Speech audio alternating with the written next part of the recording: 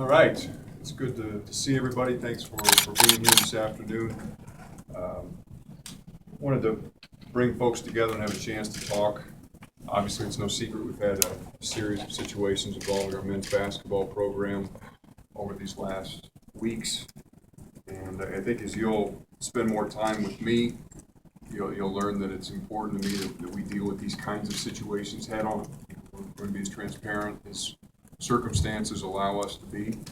And today we thought it was important that we discuss these allegations and how we intend to work to rebuild the public trust in our men's basketball program here at the University of Illinois. A couple opening comments. One, we will not today talk in any detail about the specific allegations involving our student athletes, the individual cases.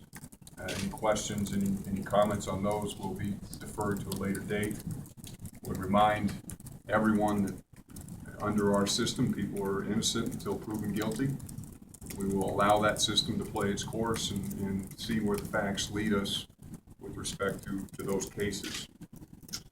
Also, quickly on another matter, really entirely a quick comment on our women's basketball program. I did issue a brief statement yesterday. I imagine most of you had a chance to read it, but did have an opportunity here these last weeks to take a pretty deep dive into our women's basketball program and feel very confident in the leadership that Matt Ballant and our assistant coaches are providing to that team and those student athletes, and looking forward to helping them turn the page on what has unquestionably been a very difficult chapter in their history, and helping them build for a successful future with women's basketball here at the University of Illinois.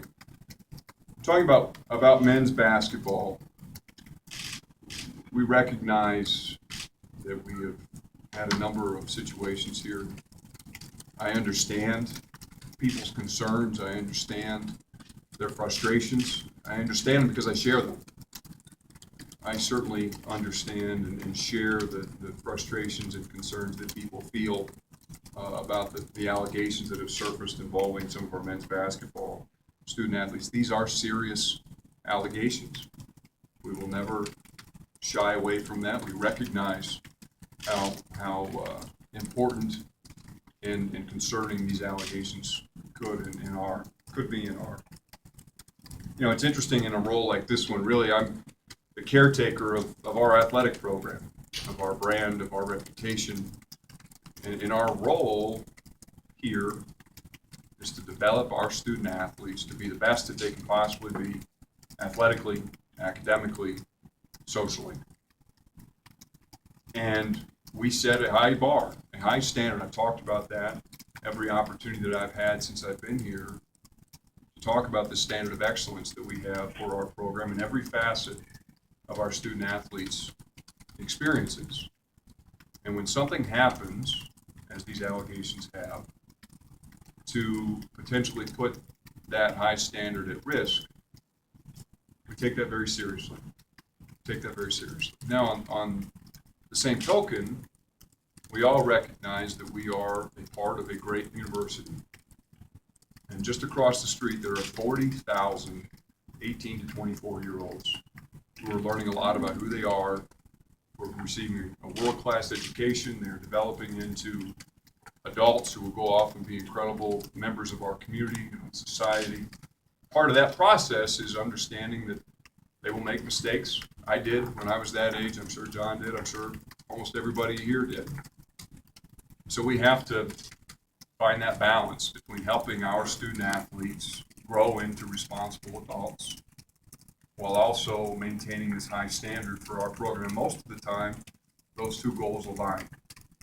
Every once in a while, there's some tension, and we have to work through those individual circumstances and find the best outcome for our program and for our student athletes. And that's what we're in the process of doing now. I want to talk for a moment about John Groce. It's been interesting these last weeks. Obviously, I came out a few weeks back and made some strong statements supporting John and his continued leadership of our men's basketball team. That position has not changed. Continue to believe very strongly in the leadership that John is providing disagree that if any of these allegations are proven true, that necessarily requires that John no longer be our men's basketball coach. The reality is that there are a lot of great things happening in our men's basketball program right now. Our student athletes are achieving academically, they're doing good work in our community, and they're doing the right things in the gym to continue to build themselves into a championship caliber program. I've had an opportunity these last weeks to spend a lot of time with John, sit down and share philosophy, to talk through values, to understand the things that we're doing with our men's basketball team, to be sure that we are doing these things, accomplishing our goals of building championship students, championship athletes, championship people. And I've got great confidence that John is the right person to continue to lead us in that respect. But it's interesting because so often anymore, we live in an instant gratification society. People want to assume that the best way to handle a situation is what often can be construed as the easiest way. They want a clean slate. And that's not always the best decision. And my job, as you all can appreciate, isn't to make easy decisions, to make the right one. And in certain cases, as in this one, the right decision is to roll up our sleeves, get down in the trenches, and work hard with someone who you trust, who you value, who shares the same vision that you have for a program, and to work together to put that program in a position to be as successful as we all want it to be. There are times to make changes. I've shown that we're not afraid to do that. And there are times, like now, to get down and to get to work and to build something that we can all be proud of. And that's where we are as a program. So I'm excited to work with John.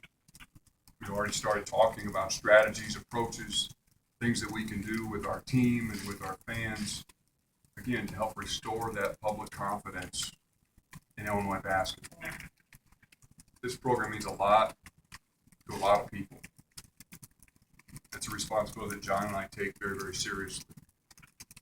So we look forward to engaging our fans, our alumni, everyone who has a vested interest in our program and moving this thing forward so that we can have that program that we're all so desperate to have, that allows us to celebrate championships and to celebrate the great work that our student athletes do on the court, in the classroom, and in their respective lives. And at this point, I'll turn it over to John and invite him for his comments. Obviously, as Josh said, I understand others' concerns. I do. I take the seriousness of these allegations very seriously. For us, I keep going back to what we've talked about from day one, our mission to help our players grow as people, students, and athletes, and in that order. That has not changed. We're going to continue to do that. Obviously, I'm anxious to continue to work with Josh in that regard and continue to educate our players, our student athletes on choices. I say to them all the time, and many of you that are sitting here today have heard me say it often, the greatest gift God gives us is the gift to choose. And I think as an educator, as a teacher, which our staff and myself sees us being, we are, and we've got to continue to find ways to do that and to do that better. And we're constantly evaluating that. I'm anxious to work with Josh. He mentioned some different things, programming that we'll be doing, to continue to help our players grow and make good choices. That's what we want. That's what we're about. Again, we take it seriously. We do. We understand everybody's issue, everybody's concerns. I understand that.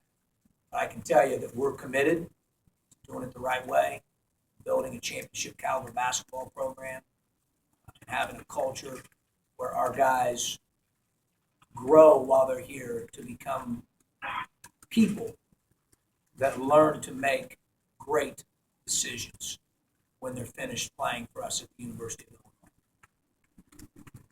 Illinois. Any questions here in the room? Yeah.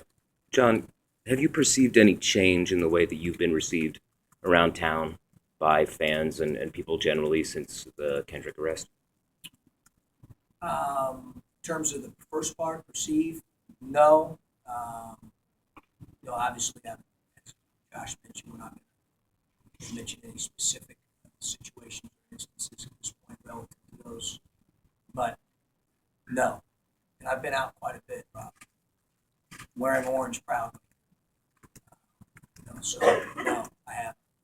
John, whether fair or not, there are a lot of fans, even though we feel this team might be undisciplined. Yeah. Off the court. How do you fight against that? Sure. How do you change that? Sure. You mentioned unfair or not. Obviously, we spend a great deal of time, Jeremy, with our players, team meetings, small groups, one-on-one, educating them on choices, making great decisions. I do think there's a difference between choices and discipline. In terms of discipline, we've shown, as you well know, in the past, that there is an accountability piece to this, and we will discipline our players if need be, if substantiated. Obviously, we want to be very firm, but yet fair. And I understand. I'm the leader of the men's basketball program, and I always look inward. And for us right now, the thing I say, what can we control? That is the environment, culture, our discipline when it comes to certain behaviors, consequences. At the end of the day, do I think that we can control choices 365 days a year, 24 hours a day, 7 days a week? That's hard. We can educate them. We are committed to doing that. Josh and I are committed to doing that. We're going to continue to do that at an even more pronounced level. I'd chime in here too and add that being a coach isn't altogether unlike being a parent. And you try and educate your kids, you try and talk to them about right and wrong. But at the end of the day, like John said, at some point, whether you're a parent or a coach, you got to turn your kid loose and send them out into this big world that we have. And they're going to make decisions. And we hope that the vast majority of the time they make the right ones. We also recognize that on occasion they may make the wrong ones. And that doesn't make, when a kid does that, it doesn't make the parent a bad parent, and it doesn't inevitably make the coach a bad coach. But it's all part of this growth and education process that we strive for with our student athletes. John, I think you can still practice until the end of the tournament. Is that correct? Yeah, we could. Rob, I thought our team, when you put together what they did for Europe with 10 practices, 4 games, the season, Malcolm Hill playing in USA basketball and preparing for that, you put all that together, and obviously we had some injuries. It's been well documented. We had some guys that needed some treatment and rehab and so forth. We thought it was best for us to take a couple weeks here to try to get our feet back on the ground, give those guys a chance to get mentally and physically refreshed, give them a chance to tackle the academic part of things and really focus in on that. And then obviously when they get back from spring break, we'll get back together and start working. Weight room, conditioning, basketball, obviously personal development as well, academic development's ongoing. But, those things really, we start to get the basketball and the athletic piece in full swing here when they get back from spring break. John, what was your message to players maybe before all this happened last month? What's the message been in the last couple of weeks since these things have been To understand that, it's important that choices, Jeremy's really in a nutshell what I'm talking about. Making good choices. We spend an inordinate amount of time addressing it with examples. Like I said, team meetings, small group discussions about it. one-on-one, we wear it out.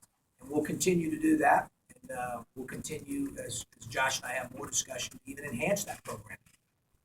Because we want them to leave here, as I said, making good decisions, good choices. That's part of the education piece. So really, that's what we focus on, Jeremy. And we focus on that year round, to be honest. We do quite a bit. John, if you've put that much time into that particular point, where does maybe the disconnect come where you've had 4 arrests in 8 or 9 months and made them not good choices? Yeah, I don't know if it's necessarily disconnect, Scott. I think our guys, we've got good guys. I think they listen and they can you make mistakes or make bad choices? Obviously you can. I think you see that across the board, not, and for us right now, it's very similar to what Josh just said. As a parent, I know I've got 3 children.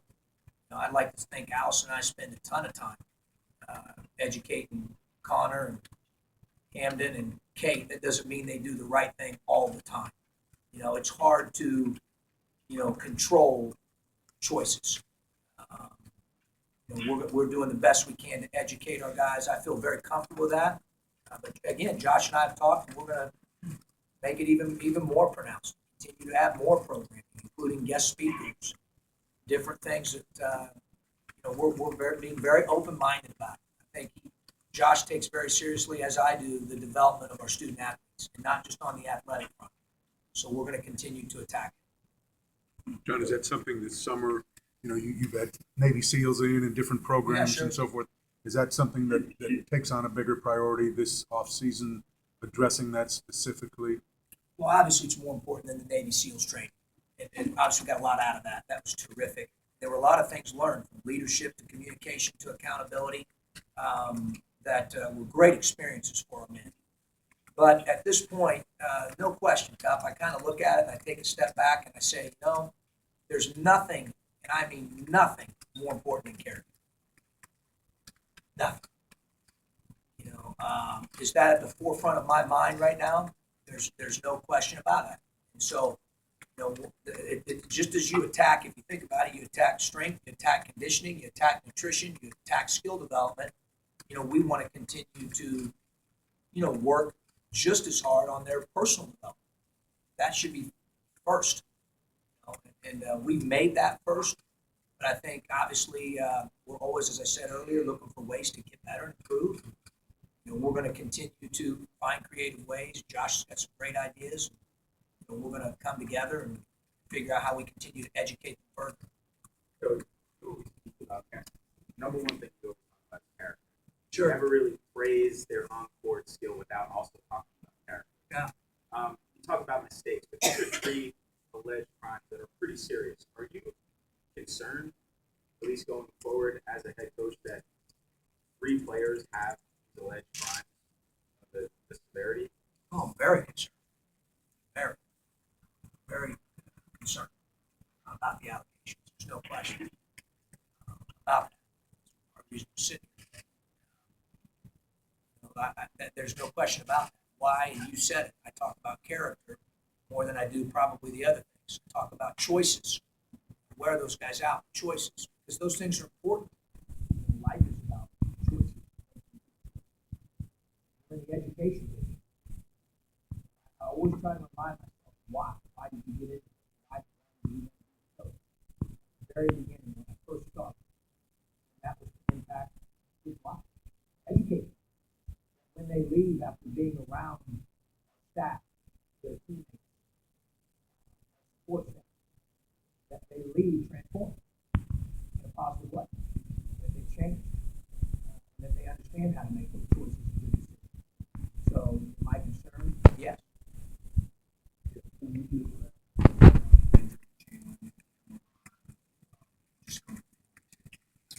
Well, obviously, as Josh said earlier, I'm not allowed to comment specifically on any of the 3 men at this point.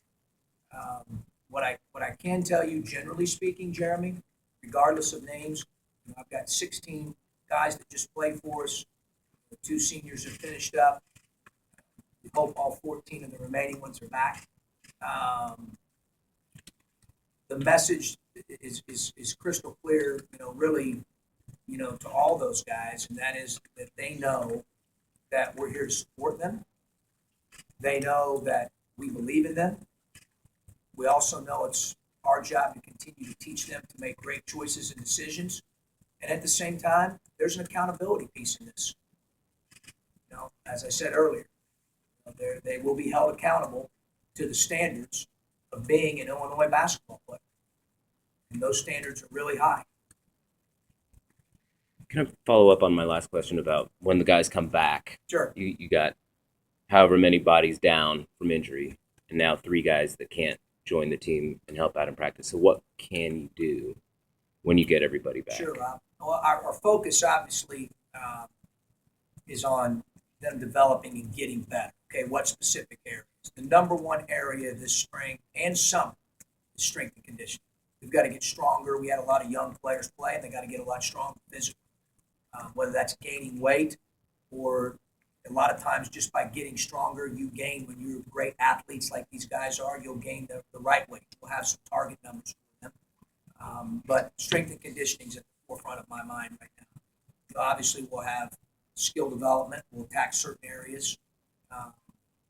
Academics, I mentioned earlier. It's really, for me, especially in spring training camp, summer and fall, it becomes more individually based. During the 6 months of the season, it's team.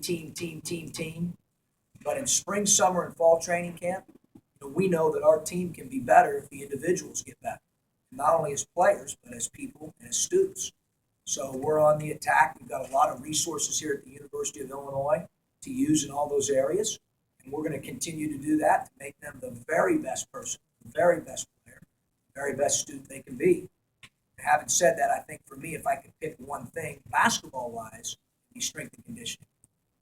Josh, several of these incidents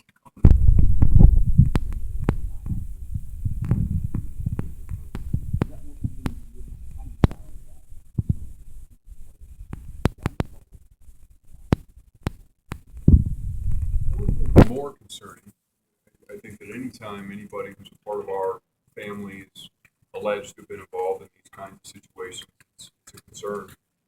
I think what it is possibly is we start to look at risk factors and what can we do to be sure that we're prepared to help our student athletes and support them during difficult periods of their time on our campus. If that appears to be a pattern, then it may be something that we need to have a greater awareness around. We might be able to be a little more proactive with how we're handling some of those student athletes who are day-to-day engaged with the practice and competition activity. So certainly not more concerning, but I think there is an opportunity there for us to perhaps dive a little more deeply into that particular issue and look at if that might be something we can try and take advantage of in the future to make some improvements. John, does the severity of what the 3 players are alleged of doing take it past simply making bad choices, in your opinion? It's tough for me to comment on that just Scott, because obviously the legal process has to take its course. Again, as we said earlier, do we recognize the severity of the allegations? Absolutely. Do I still think it's a choice? When something like that happens, does it get back to a choice? Yeah, I do. I think it gets back to choices. I'm certainly not trying to oversimplify it or not downplay the seriousness of it. I understand how serious it is. I think everybody does. But I think at the core, that's the core. It's about choices. when you have this many incidents kind of stacked up going back to last summer, to what extent do you worry that there's something in the culture of the locker room that's not quite right, or in your players? I don't worry because I know who's in our locker room, meaning the culture piece. I know what we're about. I know how we do it. I know who the guys are in our locker room. Am I concerned? Yes, that's why we're here today. And understand who's up. Antennas up. Yes. Do I think that we have guys in that locker room that do have a lot of guys in there, guys that bought into our culture, that believe in what we're doing and where we're going? Absolutely. I don't think it's hard for me to take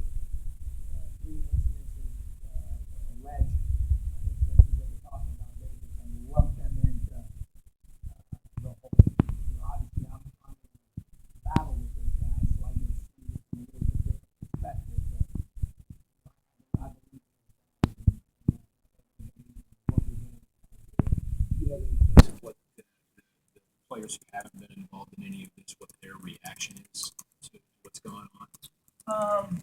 Obviously they're concerned because it's their teammates. We're a family.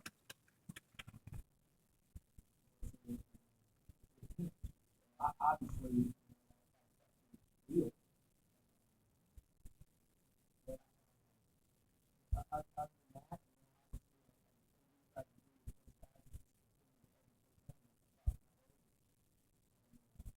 making great choices, moving forward. But yeah, I'm certain they feel a lot like we do, that we're concerned. And, the effect on them is real. It is they are their teammates. John, the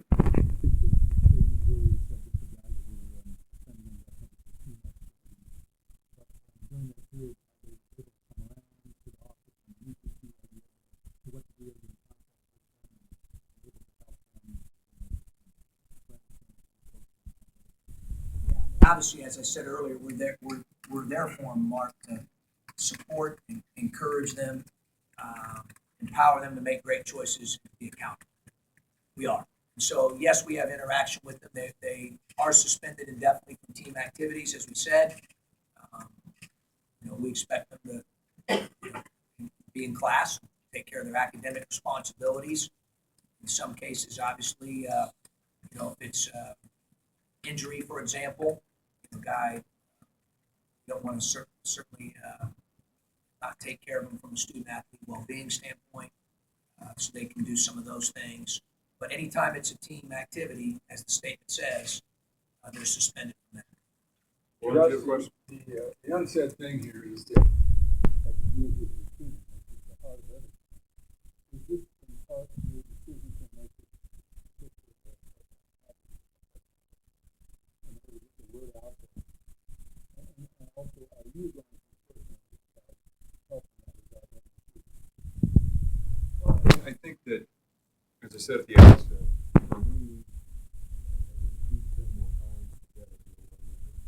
this is kind of the way I operate.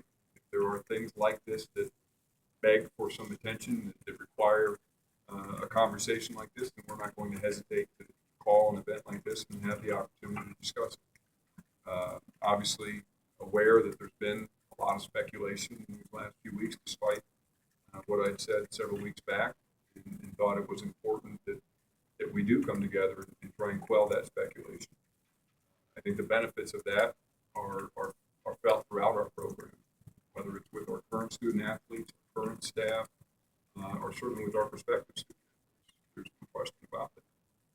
And to answer the last part of your question, yes, I'm happy to engage in that recruiting process, whatever way John and his staff determine would be the most helpful. But I feel you all know very passionately about what we're doing here at Illinois. If I can be of service and be an asset in the recruitment of the best and brightest to come here to Champaign, and I'm excited to be a part of it. Josh, can I follow up on that question? I saw Robin Kaler and Chris Harris when I walked in from University PR. So I was wondering, at what level was the decision made that you had to make the statement today? That was my decision. This is, with all due respect to Robin, she's a wonderful colleague and a helpful resource in these situations. But we're making the decisions. I'm making the decision with respect to the program, and I felt like it was important that we come out and support and understand. Again, the seriousness of these allegations, help people realize that we're taking this situation very seriously. But also that John's going to continue to be our coach, and that's a message that I want to convey, and I want to convey it in this time. Coach, you guys had ideas, Josh has ideas on how to change things, try to change things around. What specific things are you guys talking about doing to try to get the message more across the players, try to get them to kind of stop the tide of people showing up? I don't know so much changes, although I always tell my staff I'm open to change if it can make us better. I think it's more enhancement because we already do a lot, inordinate amount. But I think adding to that, I mentioned guest speakers as part of additional programming to assist with choices. We really talked about that, probably more so than anything else. I think it would be sometimes it's great to hear an outside voice. So we really talked about that primarily. I would add as well, we all realize that violence, in particular sexual violence, have become hot button issues in our society. There's a lot of really wonderful resources out there right now to help educate people about the risks and the seriousness of these situations, to help prepare them to make good decisions. So we'll seek the assistance of experts, people who have dealt with these kinds of issues in the past, and do everything we can to surround not only our basketball student athletes, but this is important to our entire student athlete population. 500 student athletes who would benefit from continuing to gain a better understanding of the risks involved and how we can, again, educate them about making good decisions. John, Before we wrap up, are there any questions from the phone lines for either Josh or John? Yeah, this is Shannon. I have a couple. People I think players a lot, but you specifically, is there any programming about domestic violence that have the players? Yes, Shannon, we have. We have, and not only, I'll give the Irwin Academic Center a lot of credit as well. They have a lot of programming there, not just for men's basketball, but for our student athletes in general. And Kathy Kaler does a great job attacking a lot of different areas. Certainly that has been one of them. And then we do that on our own as well, in addition to that. So, yes, it has been addressed. And do you feel like players, you talk about, I know all the time about but high value players. But do you feel like there's or players aren't exactly getting something they need to do to hold them accountable?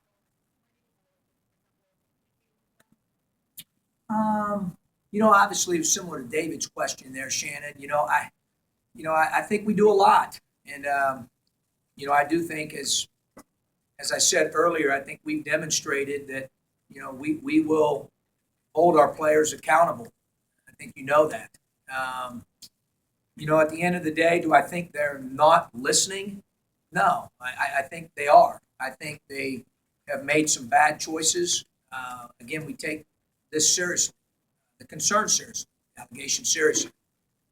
But I think, again, as Scott was alluding to earlier, I think at the core level, it comes down to making decisions, right decisions, doing the right thing, making great choices, and we've got to continue to educate them. I think it's impossible to educate them too much. So we're going to continue to do that in even more pronounced fashion.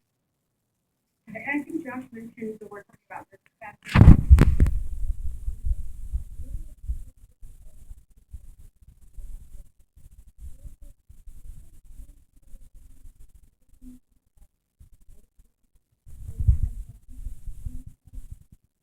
Just to clarify, Jen, when I was talking about risk factors, it was also a question that seems to be a potential trend for student athletes who aren't actively engaged in the program from an activity standpoint, whether it's competition, practice, Due to an injury or some other situation.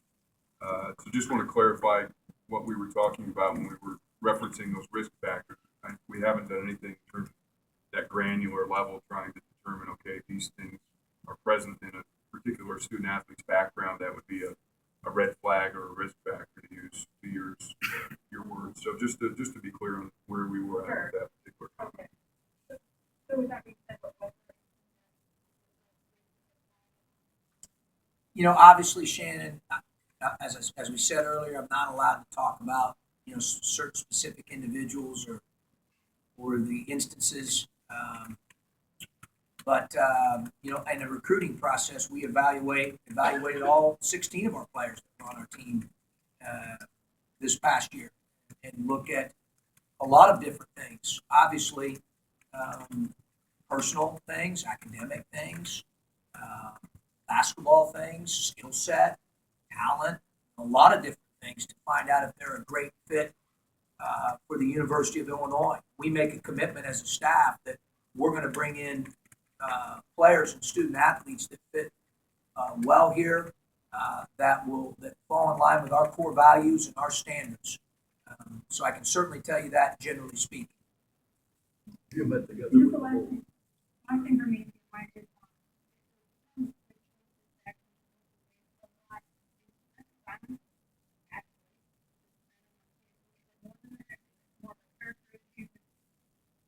You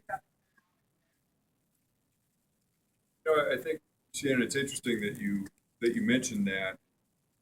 A couple of different people have alluded now to John unquestionably reiterates this emphasis on making good decisions and gets into very specific detail when he talks to the student athletes.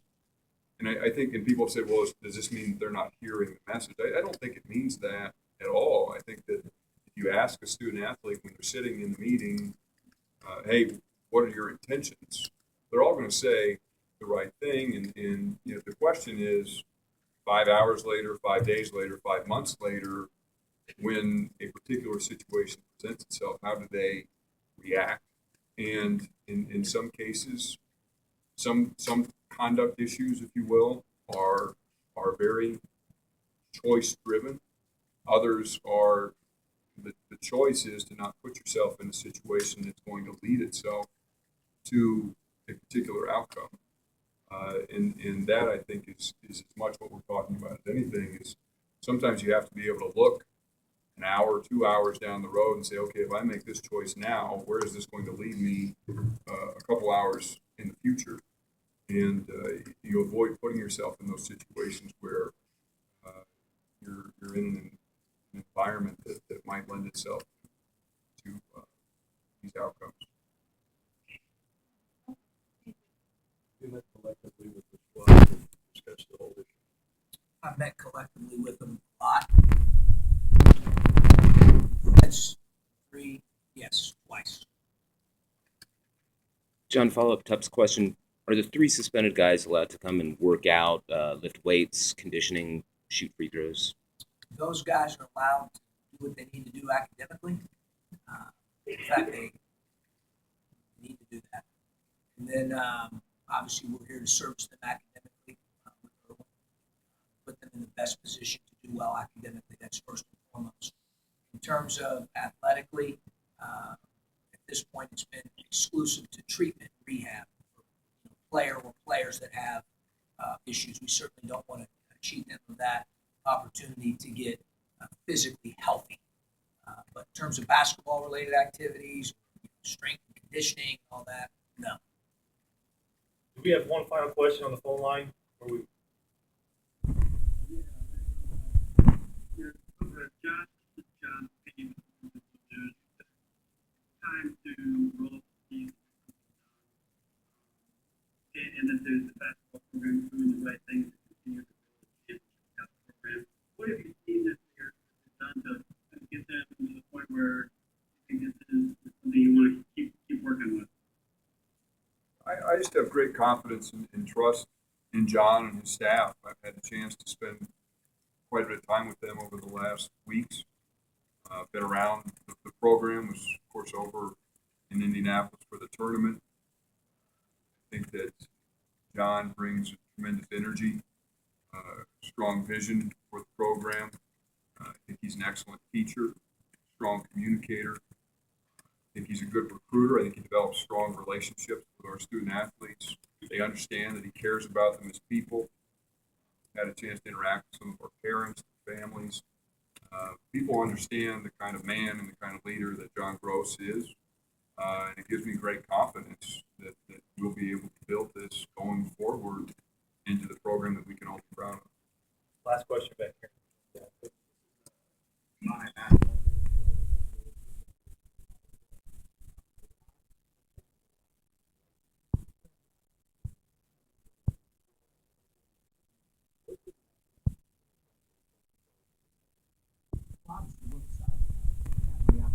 Move forward.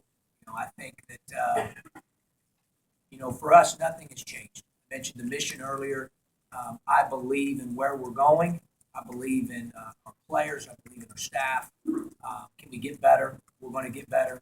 We always evaluate in spring ways to get better. We want to be on the cutting edge. Get some guys healthy. Continue to move the thing forward. Continue to move recruiting forward. We're excited about all of that. But we're confident that we can continue to move and take the necessary steps forward to build a championship caliber basketball program that our fan base, our alums, that the university, that our community is very, very proud of. Once we believe that. We just at this point we're going to stay the course and continue to build. The way you do that, I know this sounds simple, but you get up every day and I tell the guy, you got to swing the hammer. You just keep swinging. And you work at it every day. You do the right things every day. You keep moving the thing forward every day. And then at the end of the day, if you do that successive days over and over and over and over and over again, good things will happen. And we're confident that's what's going to happen. If I could piggyback on that too, I think it's important to reiterate, and I've said this in other contexts, this isn't going to happen just with the men inside up, and it's not going to happen just with the people in VFL. This is a community effort. This is involving the entire Illini nation. And we've got the best fans anywhere. They're an unbelievable group of people, our alumni, our supporters, our fan base. I love how passionate they are, and it's never been more on display than over these last weeks. We've had a chance to travel around the state and spread the good word about the Fighting Illini. And so we need that. We need our fans to step up and support us. We understand that we've had some challenges these last months. We're turning that page. We are moving forward. In order for us to do that to the level that we all expect, we all have to work on this together. We all have to do it together. Otherwise, we're not going to get. Quick question.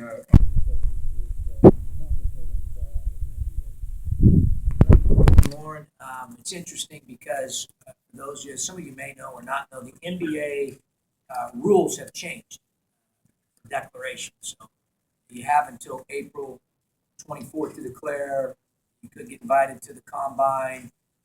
You're allowed to work out with every NBA team at least once up until May the 25th, which is the day that you can then officially pull out.